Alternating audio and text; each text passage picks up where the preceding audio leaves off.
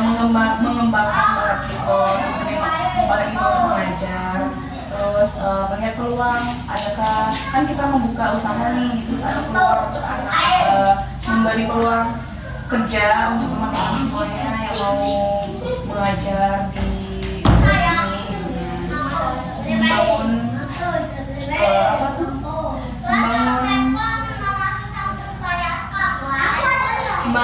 menciptakan inovasi terus kreativitas dari gurunya, terus kita biar kementerian iya gitu. Selanjutnya berapa lama Mbak sudah di bimbel ini? Kurang lebih menjadi sini tuh hampir 2 tahun. Dari lulus kan sidang kemarin kan dari sidang sambil nunggu wisuda langsung dapat ini kerjaan di sini. Itu sudah lama ya? Iya, dari tahun 2024. Oh, ini mengajarnya stay di bimbel atau ke rumah-rumah siswa juga Mbak? Kalau kami di sini, stay-nya di sini. Kalau ke rumah itu paling ada kakaknya kan itu kelipat ya. Kalau di sini kan kami semua itu di sini ngajarnya, jadi anak itu datang ke tempat kami. Oh, itu dari jam berapa biasanya Mbak? Kami bukanya itu dari jam 9 sampai jam 12 kan. Nanti lanjut lagi jam 1 sampai jam 9. 2 sesi berarti. Iya, karena jam 11 jam 12 sampai jam 1 kan kami istirahat. Jadi lanjut lagi siangnya. Ini biasanya anak umur berapa Mbak yang diajarkan? Kalau di Calistung kami mulai dari 4 tahun, ya anak yang belum bisa baca gitu ya. Tapi bicaranya juga udah lancar. Ini ada Mbak membuat rencana pembelajaran dulu sebelum melakukan les. Ya, karena kan ada program itu kan, membaca, menulis dan berhitung. Nah, setiap anak tuh kami kasih buku. Bukuan itu batas bacanya sampai mana. Jadi setiap kami datang, anak tuh kami tahu batas belajar anak tuh sampai mana. Jadi kami besoknya tinggal lanjutkan lagi. Satu anak satu buku. Iya, beda-beda bukunya. Ini modulnya bikin sendiri atau ada dari pemerintah gitu? Kami bikin sendiri. Ya, ada beberapa yang kami berikan, tapi ada beberapa juga buku yang memang tidak dijual kan. Jadi kami buat sendiri buku-bukunya. Bagaimana cara Mbak mengajarkan anak menulis berhitung membaca itu sesuai dengan kebutuhan anak? Ya, kami lihat dulu kemampuan anak itu. Misalkan dia nggak bisa baca huruf A sampai Z, kami memberi tahu dulu huruf A seperti ini, huruf B seperti ini. Kalau dia udah belajar bisa huruf A sampai Z, kami lanjutkan lagi ke suku kata. Sudah dia lancar suku kata, misalnya baca buku, lanjut lagi kami ke akhiran. Akhirannya misalnya kumis, gelar, itu baru yang kalimat lengkapnya. Kami membaca buku cerita. Berarti sama saya dengan yang berhitung ya Mbak? Mengenalkan angka. Iya, berhitung juga seperti itu, mengenalkan angka. Misalkan dia udah hafal 1 sampai 10, udah tahu yang mana angkanya, kami lanjutkan lagi berhitung. Berhitung sederhana aja dulu, misalnya 5 tambah 10 gitu, sampai dia tinggal angka 30. Kurang-kurang juga seperti itu. Bagaimana cara Mbak itu mengajarkan yang sulit fokus? Ya, banyak sekali anak di sini itu kan yang susah fokus, terus perhatiannya teralihkan. Ya, kami selalu mengingatkan anak-anak itu harus fokus belajarnya. Memang ada beberapa anak yang susah untuk diajak. Masih kecil-kecil. Iya. Masih aktif. Iya. Jadi kami harus pintar-pintar ambil mood anaknya. Ada juga yang nggak mood belajar hari ini. Ada juga nggak mood. Besoknya kami usahakan lagi untuk membujuk anak itu agar bisa belajar. Sering misal kalau nggak mood anaknya sering minta pulang atau gimana?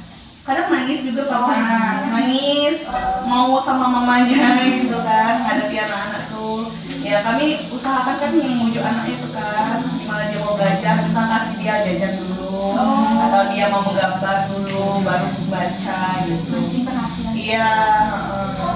Nah terus bagaimana cara Mbak memotivasi agar anak itu mau belajar? kasih tahu kalau misalkan mau belajar, kalau mau cepat pintar ya harus belajar. Oh, iya. Nanti kalau mau cepat bisa membaca ya kita belajar dulu membacanya, berhitungnya juga seperti itu. Nah, apakah Mbak itu menggunakan pendekatan yang berbeda di setiap anak itu? Ya, ada beberapa anak kan yang udah bisa tuh kan. Jadi ada beberapa anak yang itu tadi yang menemukan. Jadi kita harus melakukan pendekatan, misalnya ada dia untuk mewarnai dulu, terus pengertiannya lah, mewarnai. Terus kalau ada yang mau jajan dulu ya silakan jajan dulu, nanti baru belajar. Pendekatan itu berbeda-beda Mbak di setiap anak apa? Iya, berbeda-beda. Kita harus juga paham karakter anak itu, maunya seperti apa belajarnya. Terus apa saja kesulitan yang sering dialami anak belajar halus ini Mbak? Kesulitan itu kalau di anak itu kalau misalnya susah untuk menghafal angka. Banyak anak tuh susah sekali menghafal angka.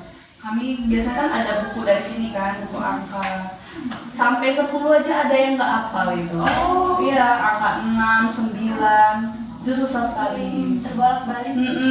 Iya, kan belum bisa tuh kan kan belum hafal 1 sampai 10. Jadi belum bisa kami kasih penjumlahan pengurangan. Kami buat dulu misalnya hitung jumlah jumlah bintang, bintangnya ada berapa gitu. Tapi belum dijumlahkan. Belum. Paling dia berhitung baru dia tulis ujungnya berapa gitu. Nah, terus apa kendala Mbak saat mengajar les itu? Kalau kendala sih nggak ada ya. Nggak ada sih. Sejauh ini ya lancar-lancar aja. Alhamdulillah. Terus Mbak, solusinya kalau anak itu bosan, solusinya apa? Nah itu tadi kalau dia bosan kita suruh dia mewarnai dulu. Suruh dia keluar sebentar untuk main sekitar 5 menit gitu kan, biar untuk menaikkan mood dia. Terus baru lanjut lagi belajarnya gitu. Mbak, kalau cara menilai perkembangan anak itu memang ada dari sini atau ada target tertentu Mbak misalnya? Targetnya kan itu kan di depan di spanduk itu kan insya Allah 2 bulan bisa baca. Itu target kami. Tapi kan setiap anak itu kan berbeda-beda kan. Ada yang cepat, ada yang lambat. Tapi setidaknya dalam 2 bulan itu tuh udah ada kemajuannya. Iya, yang awalnya dia nggak tahu abjad, sekarang udah tahu. Walaupun memang lama prosesnya gitu. Ada nggak Mbak anak-anak tuh yang misalnya udah 2 bulan tuh masih susah misalnya berhitung, membaca misalnya, apa pasti bisa gitu? Banyak banyak, kadang udah sampai bertahun, nggak bertahun sih, ada yang sampai 5 bulan, bisa 4 bulan, 3 bulan. Ada sih tergantung anak. Ada yang cepat, kadang cuma sebulan tuh dia udah baca cepat. Kalau peran orang tua di dalam les lebih Mbak? Orang tua sih nggak ada ya. Paling ya dia bantunya di rumah. Karena kan belajar itu kan misalnya membaca di sini kan sejam gitu kan. Waktu membaca itu di sini 20 menit paling lama. Jadi kan anak itu kadang lupa ingat. Jadi di rumah itu ya setidaknya itu harus diulang kembali walaupun cuma 15 menit gitu. Biar anaknya nggak lupa. Berarti orang tua di rumah itu dilibatkan juga ya Mbak? Iya.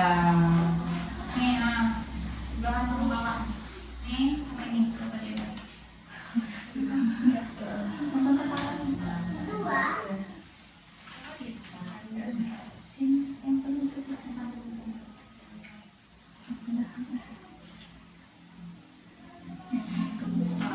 Nah jadi yang terakhir tuh apa saran untuk meningkatkan kemampuan kelas anak selain yang tadi?